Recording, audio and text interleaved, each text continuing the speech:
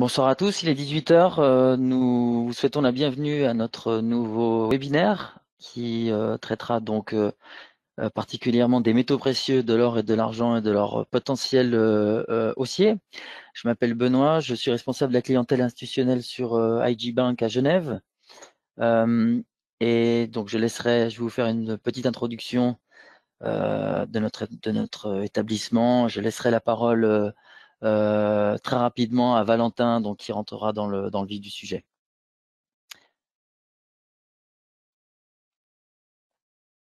Dans un premier temps, je vous laisse simplement lire un petit avertissement sur les risques inhérents au trading de CFD. C'est vrai qu'il faut toujours en tenir compte. Donc voilà, ce sont aussi ça fait partie de nos obligations. Je vous laisse en prendre connaissance.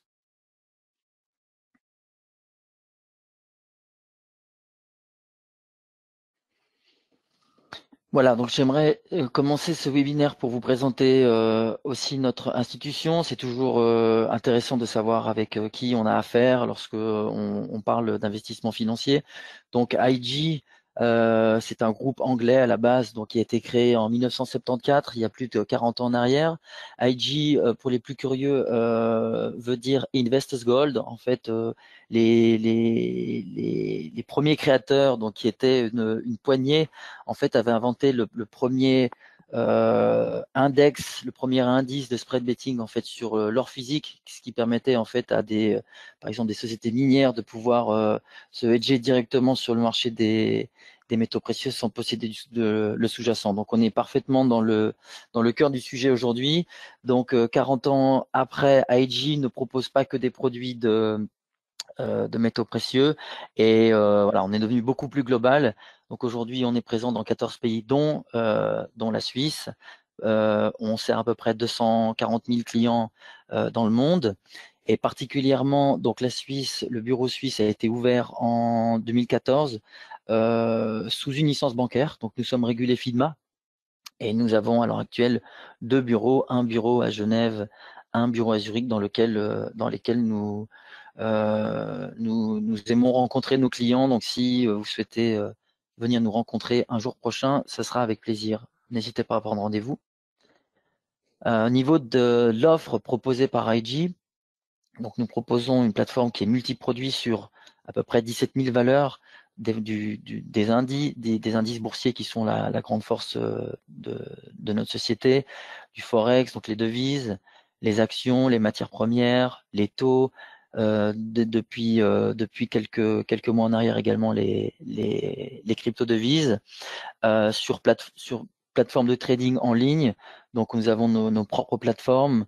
L'essentiel de nos plateformes sont web-based.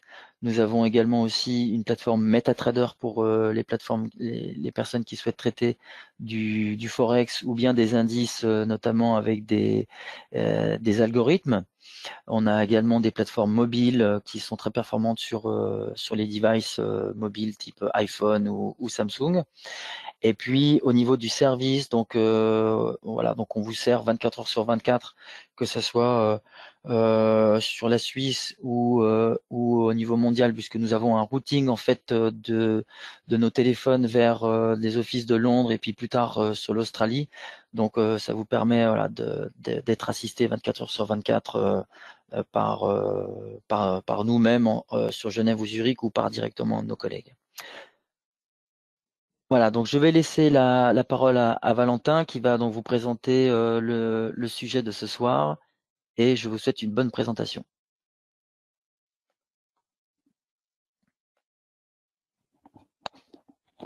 Alors bonsoir à toutes et à tous, très heureux de vous retrouver aujourd'hui. J'espère que vous allez bien et que vous avez passé un bel été. Aujourd'hui, comme l'a très bien dit Benoît, nous allons parler de l'or et de l'argent. C'était deux actifs particulièrement volatiles et haussiers ces derniers mois, dont beaucoup de personnes en ont profité. Et nous allons essayer d'étudier le potentiel haussier restant pour ces deux actifs. Alors tout d'abord, une rapide présentation de moi-même. Je m'appelle Valentin Onfrand, je suis un ancien analyste des marchés pour FXCM, puis pour le site DailyFX que vous connaissez sûrement puisqu'il appartient au groupe IG. Je suis dorénavant un analyste des marchés indépendant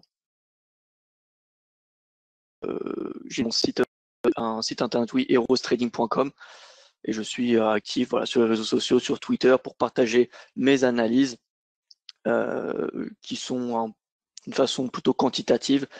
En tout cas, c'est ma façon de faire pour trader, et que j'essaye de partager au maximum. Voilà.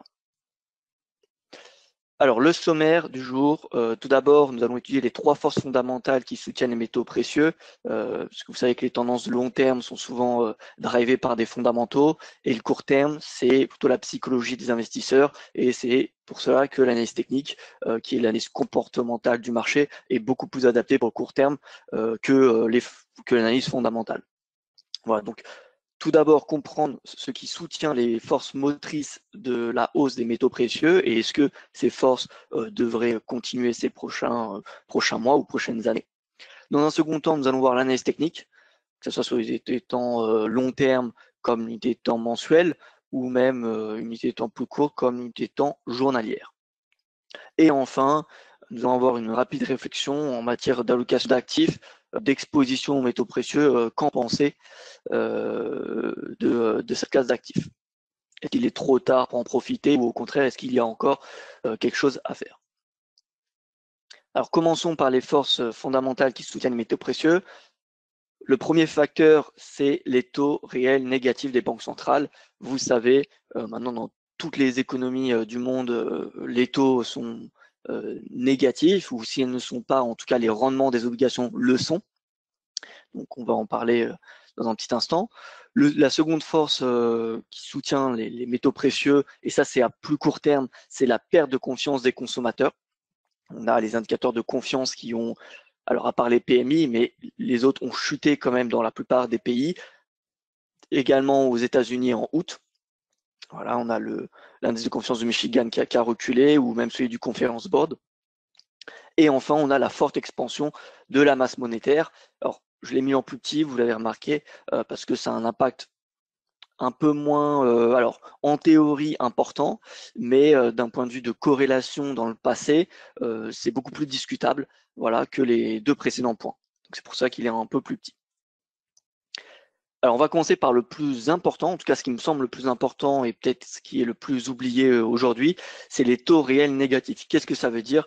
Eh bien, ça veut tout simplement dire que les obligations aujourd'hui, peu importe que vous preniez une obligation de court terme ou de long terme, que ce soit en Europe, aux États-Unis ou en Asie, dans les économies développées, qui sont censées être des obligations bien notées, ou en tout cas plutôt sûres comparées à des économies émergentes, eh bien, ces obligations-là offrent toutes des rendements négatifs, c'est-à-dire inférieurs à l'inflation.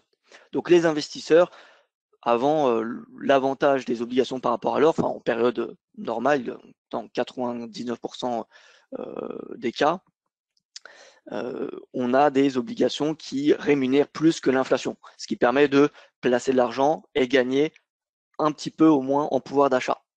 Sauf que maintenant, avec la chute des taux d'intérêt partout dans le monde, eh bien, on n'a plus aucun coupon supérieur au taux d'inflation.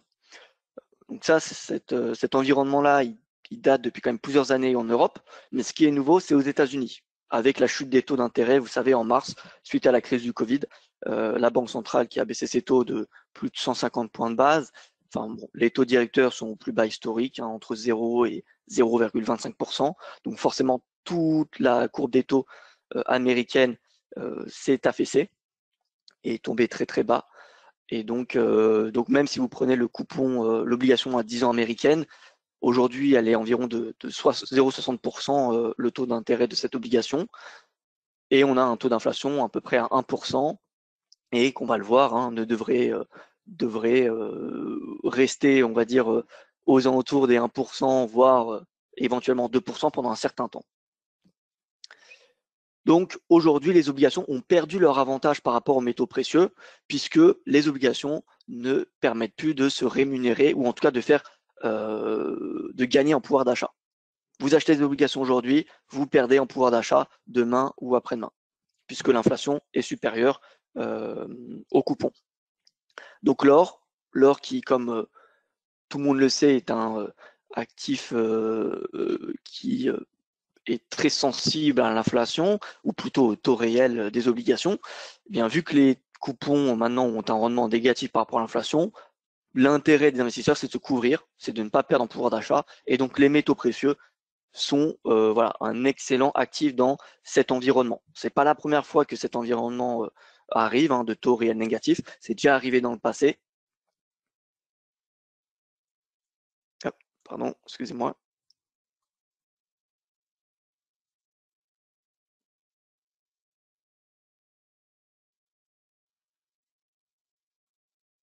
Voilà, donc vous voyez en bleu, vous avez les taux réels du 10 ans américain. Le 10 ans américain, c'est un peu le baromètre du marché obligataire d'une manière générale. Le 10 ans américain, donc pour le marché américain, le 10 ans suisse pour le marché suisse, etc., etc. Il faut savoir que plus le rendement est à court terme et plus il est influencé par les taux directeurs de la Banque centrale. Et à l'inverse, plus l'obligation est de long terme et moins elle est influencée par la politique monétaire de la Banque centrale en question.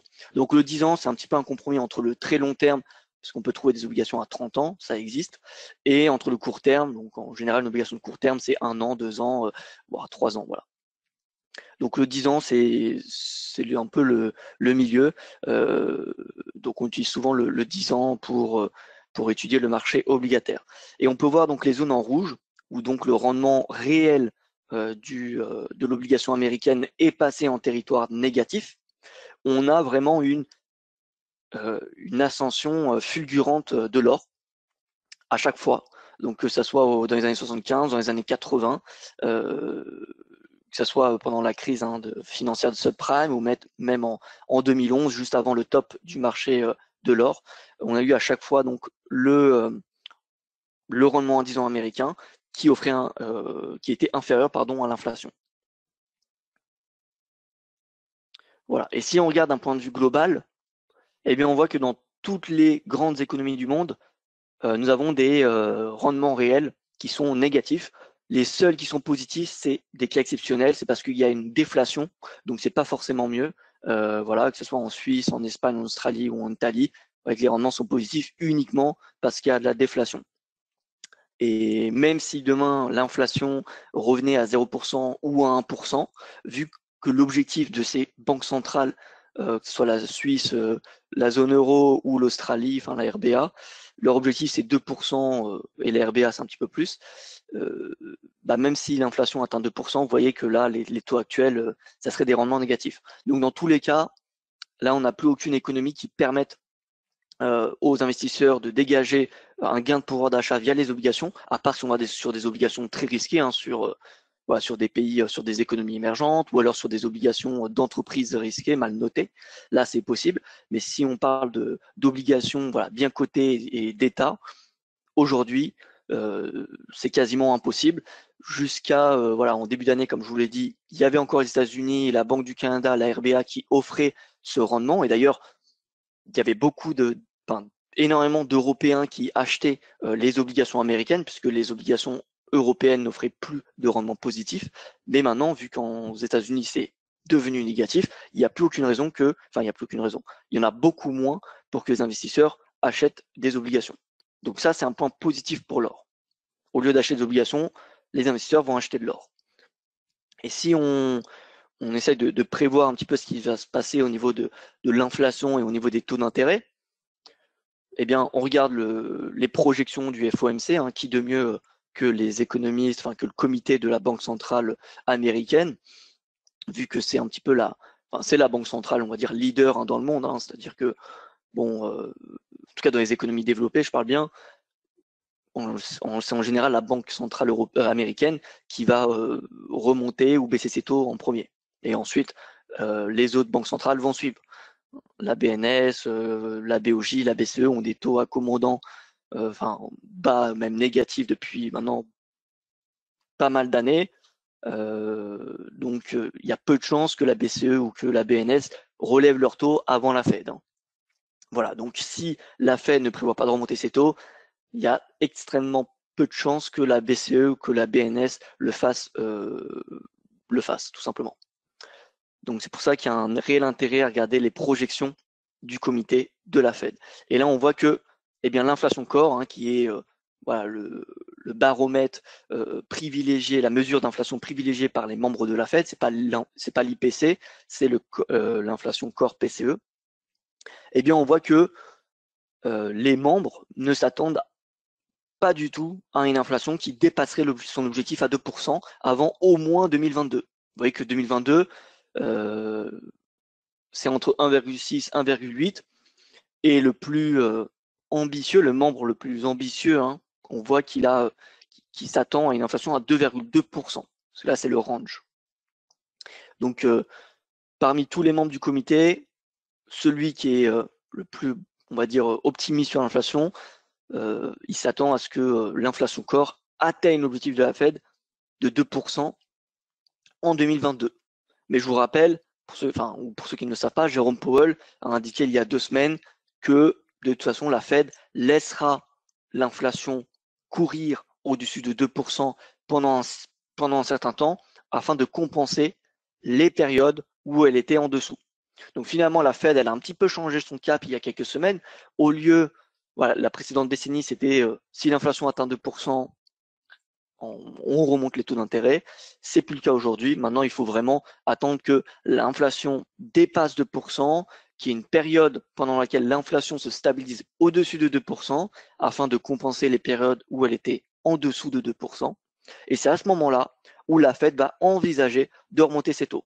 Vous voyez, même si c'est ici, il y a une personne qui a voté pour une inflation, qui s'attend à une inflation de 2,2% en 2022, même si l'inflation atteint 2,2% en 2022, la Fed ne remontera pas ses taux dans l'immédiat.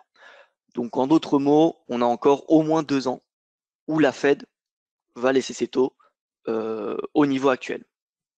Voilà, là on voit projection des taux de la Fed, Fed Funds Rate, 0,1%, 0,1%, 0,1%. Donc ces taux inchangés jusqu'à au moins fin 2022. Voilà, donc qui dit taux à 0%, enfin 0,1% de la Fed, dit que le rendement du 10 ans américain va être sous pression. Il ne va pas remonter à 3%, le 10 ans américain, si les Fed Funds sont à 0,1%. Voilà, donc il va être extrêmement limité en termes de hausse, probablement en dessous de 1,5%. Maintenant, voilà, c'est un marché, certes, la Fed est très active sur le marché obligataire, mais bon, à mon avis, elle ne va pas laisser le 10 ans américain remonter au-delà de 1,5%. Mais même s'il remonte à 2%, de toute façon, si l'inflation est à 2%, c'est-à-dire que le coupon offre un rendement qui est négatif, enfin nul ou négatif. Donc voilà, en fait, les taux des obligations américaines seront négatifs jusqu'à au moins 2022 au vu des projections du FOMC qu'on a eu en juin.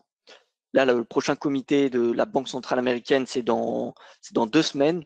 Enfin voilà, c'est fin septembre. Il y aura les nouvelles projections qui seront communiquées. Et à ce moment-là, eh bien, il faudra regarder à nouveau ce tableau, voir si les prévisions ont changé, s'ils ont changé dans le bon sens, c'est-à-dire est-ce que le comité prévoit une inflation finalement supérieure à précédemment, comparé à leurs prévisions de juin, ou au contraire, est-ce qu'ils prévoient une inflation inférieure à leurs précédentes prévisions. Voilà, donc il faudra suivre finalement chaque trimestre ces prévisions. Mais en tout cas, pour le moment, là, on peut que penser qu'il y aura des taux, des rendements réels négatifs jusqu'à au moins fin 2022. Donc ça, c'est bullish pour les métaux précieux. Voilà, au niveau, donc ça c'est ce que je vous expliquais par rapport à Jérôme Powell qui indiquait qu'il allait tolérer, le FOMC allait tolérer une inflation supérieure à 2% pour en fait avoir un objectif moyen d'inflation. Au niveau des autres banques centrales, la RBA elle a décidé elle de plafonner la courbe des taux pendant certaines périodes depuis le début de la crise du Covid, c'est-à-dire que elle fait comme la BOJ, si le taux à 10 ans australien remonte au-dessus d'un certain taux d'intérêt, eh bien la Banque centrale australienne va racheter à quantité presque illimitée les obligations australiennes. Donc ça, c'est le prochain outil, c'est la prochaine mesure que pourrait mettre en place la Fed. Si demain, voilà, le marché s'attend à une hausse de l'inflation, eh bien les rendements vont progresser, les rendements des obligations vont progresser. Et si ça commence à avoir un impact économique sur les États-Unis, bien la Fed, ce qu'elle pourra mettre en place, c'est plafonner la courbe des taux. Voilà, donc c'est dire par exemple, si le 10 ans américain remonte au-dessus de 1%, eh bien, nous achèterons à quantité illimitée les obligations américaines. Voilà, comme ça plafonne. La BOJ, elle fait ça depuis des années, avec un plafond à 0,1%, c'est-à-dire que si le 10 ans japonais, l'obligation à 10 ans japonaise passe au-dessus de 0,1%, elle achète des obligations japonaises. Voilà, pour faire pression sur le rendement. Alors, c'est également ce que fait l'Europe, mais de façon officieuse. C'est surtout en fait l'élargissement des spreads, hein, on le sait. La situation en Italie, hein, on a eu un spread. Le spread italien, il est assez préoccupant. Enfin, il a été assez préoccupant ces dernières années. Et donc, les obligations italiennes ont été pas mal achetées par la Banque centrale européenne pour limiter, entre autres, l'écartement du spread. Donc voilà, c'est aujourd'hui politique courante, hein, des banques centrales, c'est d'acheter le marché obligataire, d'acheter des obligations si elles jugent que cela est nécessaire. Donc c'est possible que dans quelques mois, la Fed annonce cela si le 10 ans américain commence à s'emballer. Second point en faveur d'une hausse des métaux précieux, c'est la perte de confiance. Voilà, il y a une corrélation historique entre la confiance des consommateurs et l'or. Certains pensent que l'or est corrélé négativement aux actions. C'est pas réellement le cas. Si on regarde d'un point de vue historique, l'or est décorrélé du marché action, c'est-à-dire qu'elle a une corrélation négative. Elle n'a pas une corrélation inverse, elle a une corrélation négative. Donc, c'est pas parce que l'or monte que l'or va baisser. Enfin, c'est pas parce que le marché action monte que l'or va baisser ou vice versa. Il y a une corrélation qui est nulle. Par contre, on constate une corrélation assez intéressante entre la confiance des consommateurs et la force relative, ou le ratio, hein, vous appelez ça comme vous voulez, du marché action versus l'or. Donc en rouge, vous avez ici l'indice de confiance de l'Université du Michigan, publié une fois par mois, mais il y a une révision, il y a une estimation et l'estimation finale. Donc 2 fois par mois, il y a cette série, hein, qui est actualisée. Et en bleu, nous avons le ratio entre le marché action et l'or. Et vous pouvez constater que lorsque la confiance chute, se dégrade, eh bien, on a une sous-performance du marché action vis-à-vis de l'or. Et à l'inverse, lorsque la confiance s'améliore, eh bien, les actions ont tendance à faire mieux. Ce qui est logique. Vous avez les consommateurs qui sont confiants dans l'économie, dans le système, donc ils vont acheter des actions.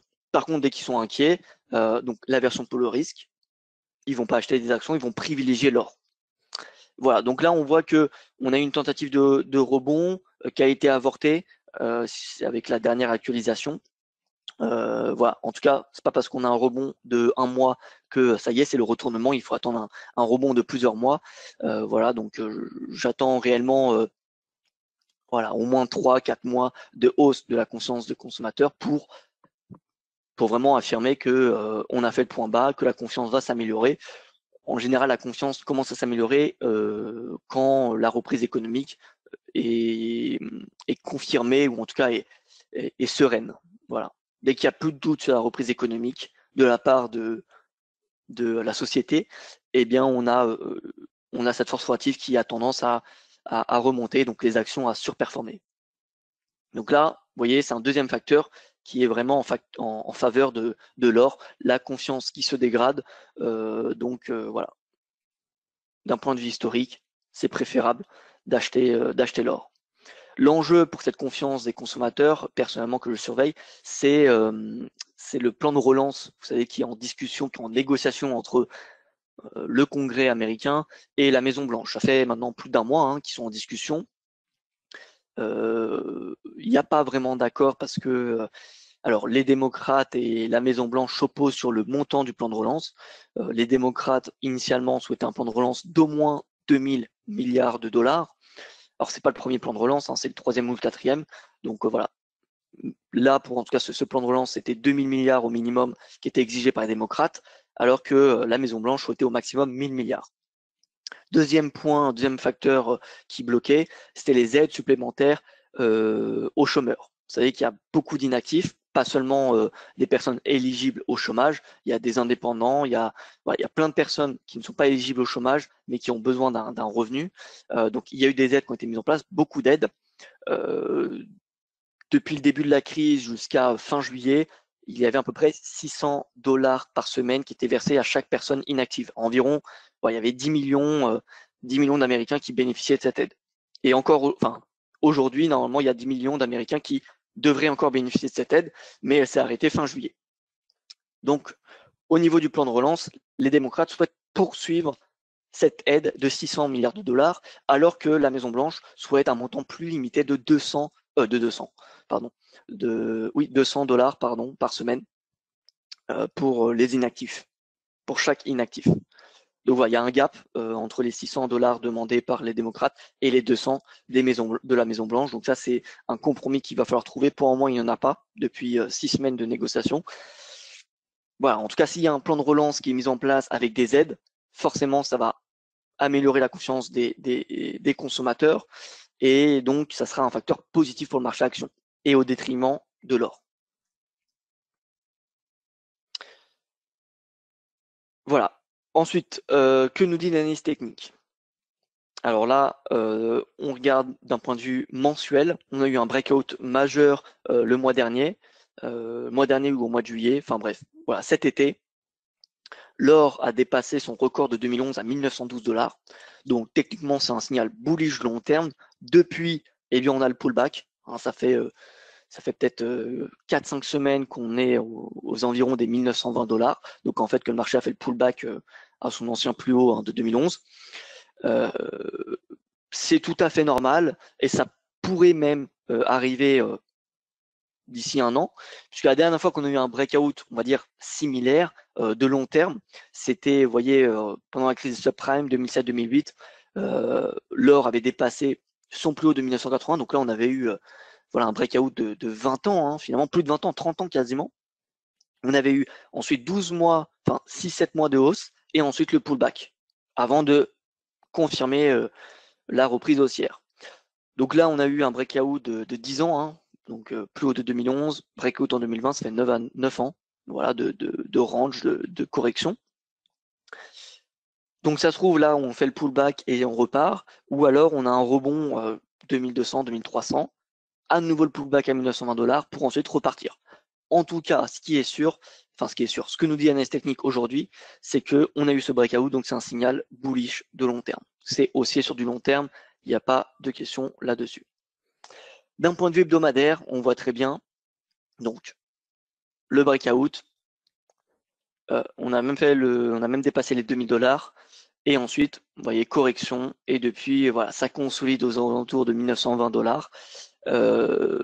Mais la tendance, elle reste haussière, hein. On a des obliques qui sont de plus en plus verticales. La moyenne mobile à 52 semaines, donc la moyenne mobile à 1 an, qui est haussière. Pareil, il n'y a pas de doute. Là, on a simplement un pullback, mais la tendance, elle reste haussière. Le momentum, il reste haussier. Il est bullish, il est à 66. Donc voilà, c'est bull. Et d'un point de vue journalier, alors ça, c'est un graphique que j'ai actualisé vendredi dernier. Donc voilà, depuis, on est revenu à 1912 $. Mais on a eu un signal technique haussier la semaine dernière, puisque l'or, eh bien, il est sorti par le haut de son triangle symétrique que vous voyez ici. Donc techniquement, c'est un signal en faveur d'une reprise de la tendance haussière. Bon, comme je vous l'ai dit, on est revenu à 1920. Personnellement, moi, ce que je m'attends, c'est un range trading, un petit peu de, on va dire, de d'essoufflement, ce qui est normal. L'or, il a pris 30% sur une année glissante, ce qui est une très belle performance. Donc c'est normal qu'il y ait des prises de bénéfices, mais ça ne remet en aucun cas la tendance en cause la tendance haussière, pardon. Donc là, techniquement, l'or, c'est bull au-dessus de 1912 $. Si l'or venait à repasser en dessous de 1912 $, ce serait un signal technique qui dérangerait. Donc ce serait un signal technique en faveur d'un repli, d'une poursuite de la correction. Ça ne remettrait pas en cause la tendance haussière de fond, mais ça inviterait à tabler pour davantage de baisse à court terme. Donc l'objectif, ça serait le plus bas de août, lorsqu'on a eu le pullback, c'est aux alentours de 1860 $. Par contre, si on casse les 1860 $, là, ça deviendrait, ça dérangerait un petit peu d'un point de vue technique. Ça remettrait clairement en cause la tendance haussière. Mais on n'en est pas là. Il ne faut pas anticiper l'analyse technique, il faut la suivre. Voilà, c'est la base. Donc, tendance haussière au-dessus des 1912 $. Si correction sous 1912, alors on ira chercher le 1860. Et c'est seulement si on casse les 1860 que là, il faudra vraiment remettre en cause le diagnostic. Bon, on a parlé de l'or d'un point de vue technique, mais pas vraiment au niveau du sentiment. Si on regarde les positions ouvertes sur les contrats futurs et options, qui sont répertoriées chaque semaine par la CFTC dans le rapport du Commitment of Traders, on voit que les spéculateurs larges, hein, donc clairement les professionnels, hein, que ce soit les hedge funds, les money managers, ils sont bullish sur l'or. Donc s'ils sont bullish, il faut suivre hein, ces spéculateurs.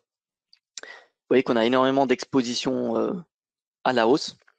Donc ça, c'est un facteur également qui est positif pour l'or. C'est pas vraiment un facteur de court terme hein, qui va être important sur le court terme. Donc faut pas regarder si la semaine prochaine, si ça baisse, ça va pas être un signal baissier. Faut vraiment regarder la tendance. Donc là, on voit que la tendance, elle est positive. Hein, on est supérieur à 0. Donc c'est-à-dire que ils ont une exposition nette positive à l'or sur les contrats futurs, sur les options. Donc voilà, c'est un facteur positif. Si demain, on avait cette exposition qui venait à baisser graduellement et à devenir négative, là, par contre, ça deviendrait, inquiétant.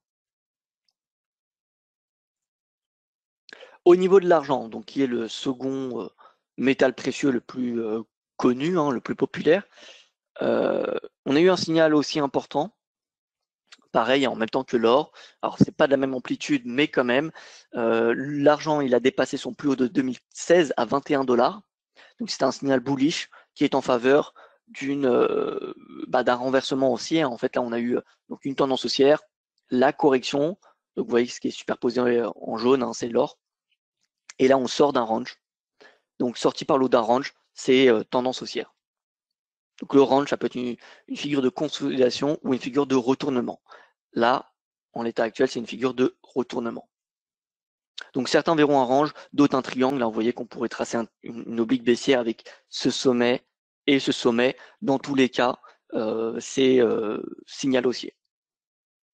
Voilà. Donc signal bullish, prochaine résistance, c'est 35,75 $, qui correspond au plus haut des années 80. Et ensuite, si on a breakout de cette résistance, c'est 48. Voilà, donc techniquement, c'est bullish sur l'unité de temps mensuelle. Sur le long terme, c'est haussier. Le diagnostic de long terme serait remis en cause en cas de repli sous 21,22 $. En hebdo, donc comme je l'ai dit, perspective haussière au-dessus des 21,22 $. À court terme, bien évidemment, risque de pullback sur cette résistance. Autre point important, c'est le ratio entre l'or et l'argent. Qu'est-ce que nous indique ce ratio? En fait, il est très intéressant parce que lorsqu'on a des récessions, au début des récessions, on a généralement l'or qui surperforme l'argent. Donc vous voyez les périodes de récession américaines qui sont grisées, l'or qui surperforme l'argent, également ici, sauf lors de l'éclatement de la bulle Internet. Mais sinon, en 2007-2008, pareil, l'or qui surperforme. Ici également, crise du Covid. Par contre, historiquement, dès qu'on a l'or qui commence à sous-performer l'argent, eh bien, ça marque souvent la fin des récessions. Vous voyez, là, on a le point haut du ratio or-argent. La force relative qui baisse, c'est la fin de la récession. Pareil ici. Bon, là, on a eu une exception parce que la bulle Internet, c'était vraiment une crise différente des autres. Voilà, mais sinon la crise des subprimes, grosse crise financière, vous voyez que le ratio, ensuite, il se retourne à la baisse vers la fin de la récession. Soit à la fin, en tout cas vers la fin. Donc là, vous voyez qu'on a un retournement baissier majeur. Donc ça veut, dire que la récession américaine est probablement finie. Alors ça ne veut pas dire que, attention, que la production est revenue à son niveau d'avant-crise. Ça veut simplement dire que le PIB a fini de se contracter et que maintenant on est en reprise, ce qui est très fort probable, hein, vu les indicateurs qui sont publiés depuis le mois de mai et juin. Mais ça veut également dire qu'il faut, dans ce cas, privilégier l'achat de l'argent plutôt que de l'or.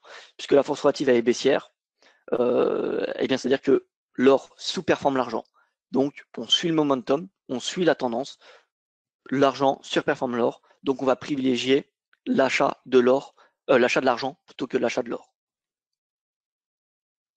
Voilà, je ne sais pas si c'est clair pour tout le monde cette force relative. N'hésitez pas en tout cas si vous avez des questions, hein, j'y répondrai au fur et à mesure ou à la fin du point de marché. En termes d'allocation d'actifs, voilà ce que personnellement j'en pense. Fondamentalement, c'est haussier comme on l'a vu. On a les taux réels qui sont négatifs et qui devraient le rester pendant au moins jusqu'en 2022, que ce soit aux États-Unis ou voilà, en Europe. Si la Fed ne remonte pas ses taux, l'Europe ne va pas remonter ses taux. Enfin, ça me semble très peu probable. Et au niveau de la confiance des consommateurs, donc là, c'est plutôt un driver entre guillemets de plus court terme, parce que ça se trouve la confiance des consommateurs va rebondir au troisième ou au quatrième trimestre. Hein. Enfin là, on arrive à la fin du troisième, mais ce que je veux dire, c'est d'ici la fin de l'année, ça se trouve, là, on va enchaîner les périodes de rebond de la confiance des consommateurs. C'est difficile à prévoir, hein, la confiance des consommateurs, ça dépend beaucoup des politiques des gouvernements, en l'occurrence américaine, hein, qui est la plus influente. Donc voilà, si tant qu'il n'y a pas de plan de relance américain, ça me semble peu probable que la confiance des consommateurs s'améliore nettement. Par contre, si on a un plan de relance ambitieux avec des aides pour les chômeurs, bah là forcément ça devrait rassurer les consommateurs américains, la population américaine. Et donc, il y a des raisons d'espérer un rebond de cette confiance et donc une surperformance du marché action. Voilà, en tout cas, fondamentalement, les taux précieux, les métaux précieux, c'est bullish. Même si demain la confiance des consommateurs rebondit, on aura toujours les taux réels, enfin en tout cas ces prochaines années. Donc personnellement, je reste bullish sur le long terme sur le marché action. Par contre, d'un point de vue technique, à court terme, on voit que le marché des métaux précieux, il fait un pullback, il fait une pause, hein, ce qui est normal. Il a fortement progressé ces derniers mois. Donc il faut une respiration. Hein. Je rappelle, le court terme, c'est surtout influencé par le sentiment des marchés, hein, par le sentiment des investisseurs. On a des phases d'euphorie, on a des phases d'aversion au risque, hein, d'appétit pour le risque. Donc tout ça, ça va driver le marché à court terme. Par contre, sur le long terme, c'est les fondamentaux qui guident les marchés. Voilà, donc court terme, on a eu des breakouts, donc c'est bullish c'est des signaux qui réconfortent les fondamentaux, hein, qui sont en faveur de la hausse. Par contre, voilà, on a un risque forcément de pullback. Hein. Qui dit breakout dit risque de pullback. Et surtout après une telle performance, comme je l'ai dit, plus 30% de l'or sur un an. L'argent, il me semble, c'est plus 50 ou plus 60% sur une année. Donc c'est énorme. Donc voilà, des prises de bénéfices me semblent logiques. Donc la stratégie que je préfère adopter, c'est vraiment acheter les corrections des métaux précieux. Comme je l'ai dit, l'or 1920 $, c'est un premier support intéressant. Si on a breakout de ce support, eh bien, ce sera le support à 1860 qui sera intéressant. L'argent, c'est aux alentours des 21,50 qu'il est intéressant.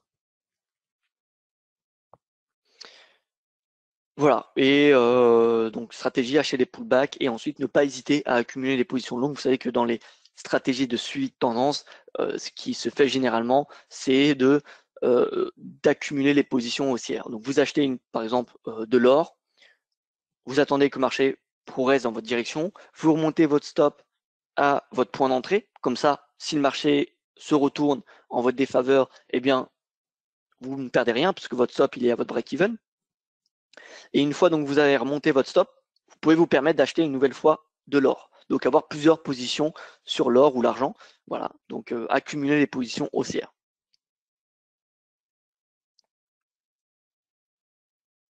Voilà, donc je vais dédier un peu de temps pour répondre à vos questions. Donc n'hésitez pas. Si vous avez des questions, si vous avez des avis qui divergent, voilà, je suis là pour y répondre, donc n'hésitez surtout pas.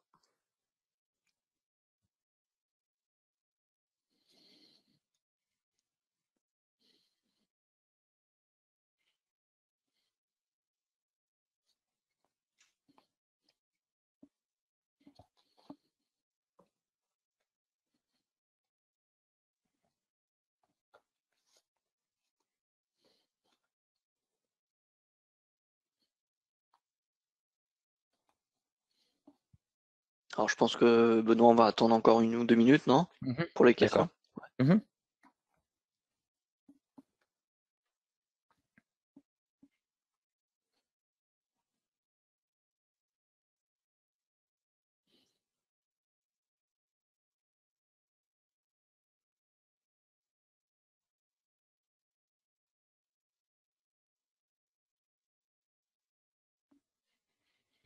Moi, j'ai une question du coup. Ouais.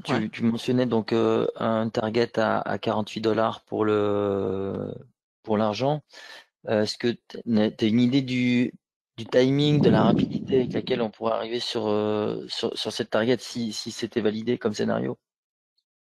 En fait, ça va beaucoup dépendre de l'évolution des fondamentaux. Donc, je pense que l'inflation aura un rôle majeur ces prochains mois, surtout les anticipations d'inflation.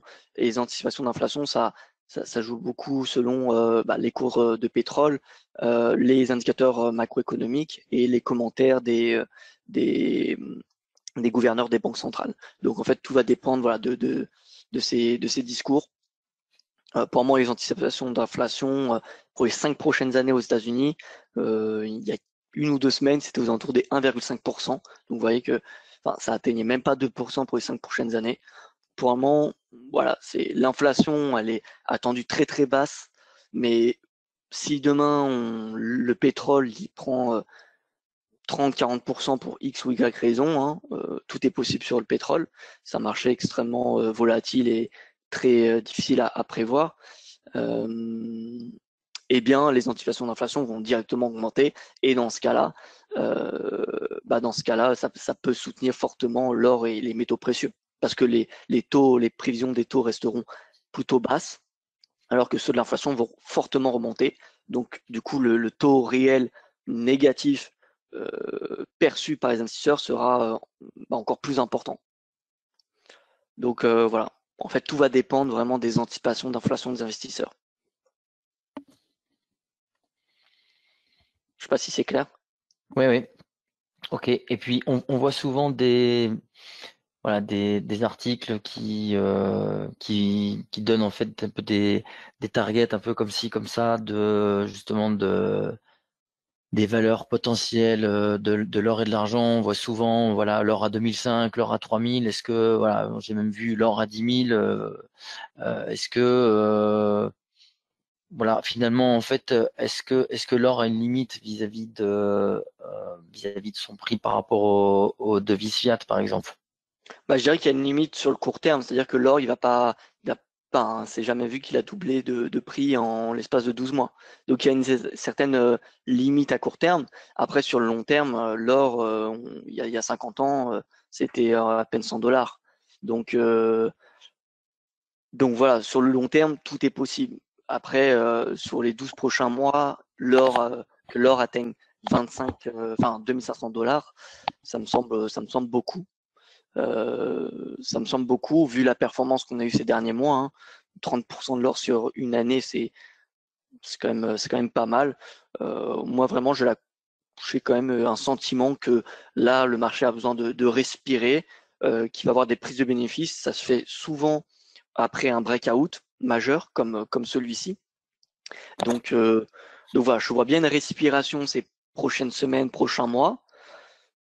Et ensuite, il y aura un catalyseur qui est aujourd'hui inconnu, évidemment, qui, euh, qui va vraisemblablement soutenir l'or. Voilà. Mais objectif à 2500 dollars, je dirais que oui, c'est possible. Après, à court terme, moi, je pense que c'est peu probable d'ici la fin de l'année ou même d'ici l'été prochain. D'accord.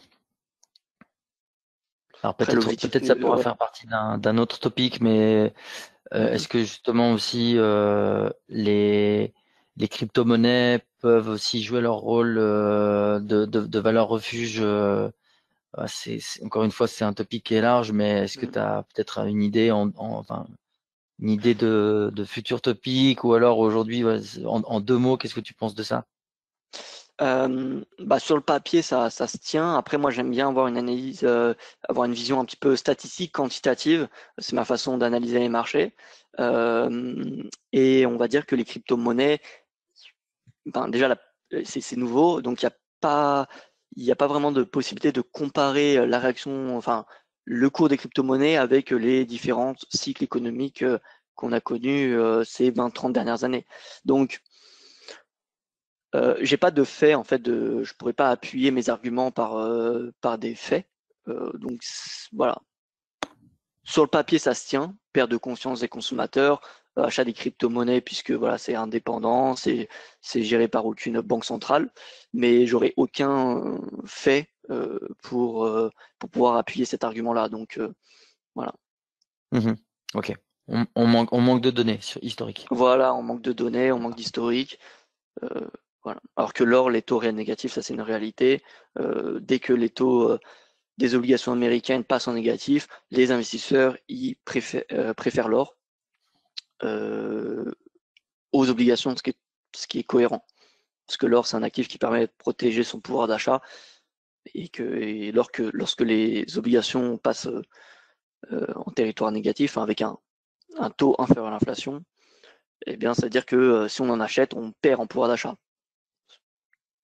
Donc l'or, c'est un bon bouclier dans cette période-là. Et au final, quand on regarde, vous savez, on parle beaucoup on compare beaucoup l'or à la période d'hyperinflation aux États-Unis dans les années 70, enfin d'hyperinflation, quand l'inflation était de 10%, etc. En réalité, si on regarde l'or en bleu ici, pendant la décennie des années 70, l'or, il y a eu des périodes de forte baisse. Par exemple, ici, il y a eu l'or qui a chuté, il était passé de 200 et quelques à 100 dollars, donc il avait dévissé de 50%. Pourtant, il y avait beaucoup d'inflation. Mais c'est parce que les obligations offraient un rendement réel supérieur à l'inflation. Donc les investisseurs revenaient sur les obligations, puisque là, on avait un gain de pouvoir d'achat du coup en achetant des obligations. Voilà, donc il y a l'inflation qui est importante, mais le plus important, c'est vraiment le taux réel des obligations. C'est pas parce que l'inflation dépasse 2% que forcément l'or va progresser. Ça dépend aussi du rendement du coût des obligations. Dans un portefeuille, quelle est la part maximale pour les métaux précieux? Alors bonsoir Marc. Alors je pense que voilà 10% dans un portefeuille, ça me semble convenable. Plus voilà, ça me semble assez risqué, maximum 15%, quoi. Voilà. Parce que quand même les métaux précieux c'est volatile, surtout l'argent. Voilà, encore plus l'argent que l'or. Donc voilà, si vous vous exposez trop aux métaux précieux, eh bien faut bien gérer le risque.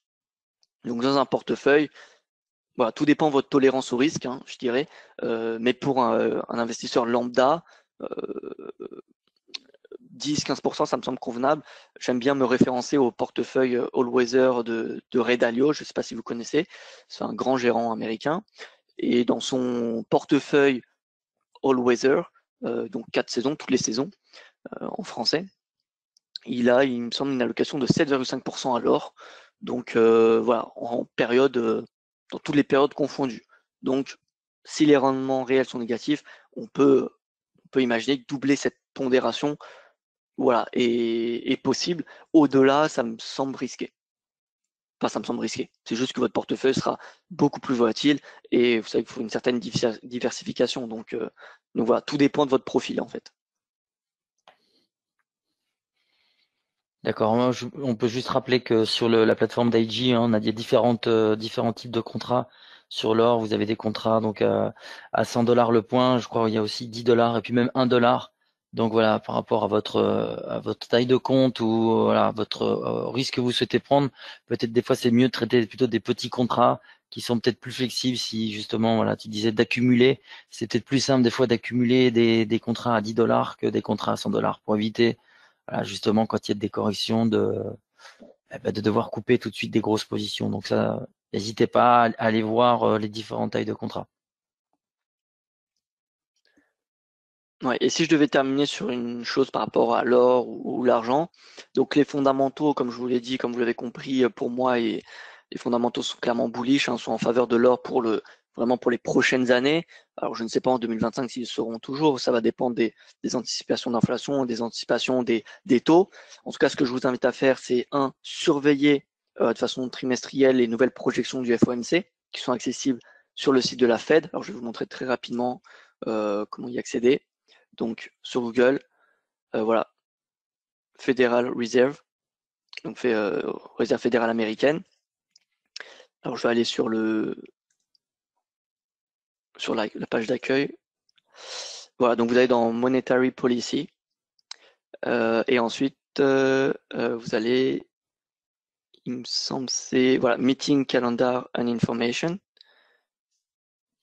Et là, vous voyez que les dernières projections, donc c'était en juin, Projection Materials, version PDF ou HTML. Donc vous ouvrez la version, par exemple, on va dire HTML. Et là, vous avez les projections donc pour 2020, 2021, 2022, etc.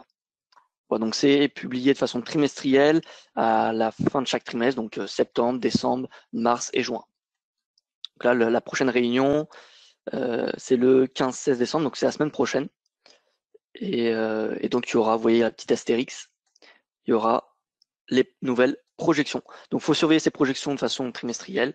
Et la seconde chose, d'un point de vue technique, pour la tendance de long terme, si vous devez surveiller qu'un seul indicateur, c'est la moyenne mobile à 10 mois. La moyenne mobile à 10 mois, tant que le cours est au-dessus, il n'y a pas vraiment de raison de s'inquiéter de la tendance. Voilà, donc je vais l'afficher ici. Vous voyez en bleu, alors je vais enlever tous les tracés. Voilà. En bleu, vous voyez, elle est à 1734. Donc tant que l'or est au-dessus de cette moyenne mobile à 10 mois, voilà, clairement les corrections sont en tout cas, je pense, sont des bonnes opportunités d'achat au vu des fondamentaux. Voilà, c'était mon mot de la fin. Entendu, parfait. Alors merci Valentin pour ton intervention. Pour les personnes qui ont participé, encore merci de nous avoir écoutés. Vous allez recevoir dans quelques instants un petit questionnaire, donc n'hésitez pas à y jeter un œil. Déjà, ça nous permet de vérifier que vous avez bien reçu toutes les bonnes informations et puis si les formats vous plaisent. Si vous avez d'autres sujets que vous souhaitez discuter, n'hésitez pas aussi à les mentionner à l'intérieur. Et puis, on essaiera de regarder tout ça. Voilà, donc là, on vous rappelle donc qu'on a un bureau à Genève, un bureau à Zurich. Vous voyez à l'heure actuelle nos coordonnées. Donc si vous avez d'autres questions, n'hésitez pas à nous contacter directement, que ce soit par téléphone ou par email. On vous répondra avec grand plaisir. Et Valentin, si t'as pas d'autres choses à dire, on peut peut-être souhaiter une bonne soirée avec tout le monde. Ouais, écoutez, merci pour cette invitation, Benoît, et puis j'espère que cette présentation vous a plu, et je vous souhaite une excellente soirée et d'excellents trades. Merci à tous, au revoir.